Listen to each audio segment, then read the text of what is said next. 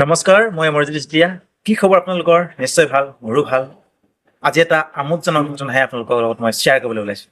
এই যে মোক পিছপিনে ফটোখন দেখিছে, এই ফটোখনৰ লগতে মোৰ এটা শৈশৱৰ ঘটনা জড়িত হৈ আছে, আৰু সেই ঘটনাটোকে মই আজি আপোনালোকৰ লগত শ্বেয়াৰ কৰিব বিচাৰিছোঁ।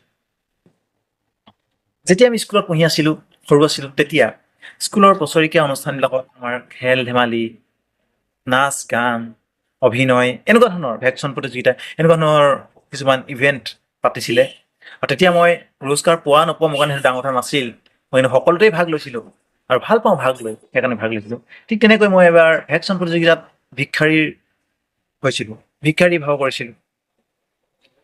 আৰু যেতিয়া ৰিজাল্ট ওলাল, তাত অৱশ্যে মই ফাৰ্ষ্ট ছেকেণ্ড থাৰ্ড একোৱেই পোৱা নাছিলোঁ, কিন্তু মোৰ আনন্দ, মনত তেতিয়াও আনন্দ আছিল।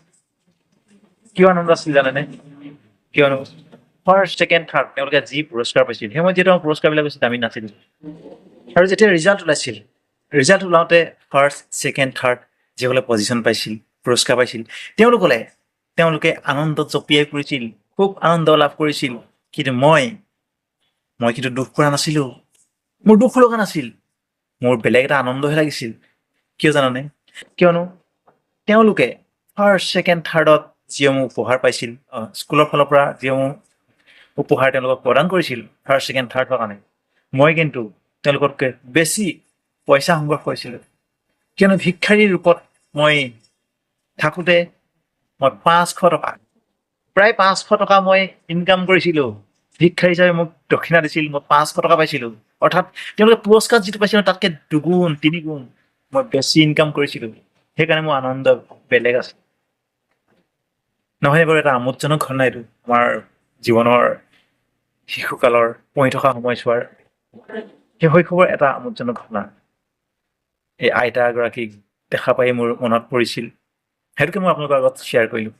অৱশ্যে কাকো মই দুখ দিবৰ কাৰণে বা কাৰোবাক সৰু প্ৰতিপন্ন কৰিবৰ কাৰণে মই ভিডিঅ'টো বনোৱা নাই।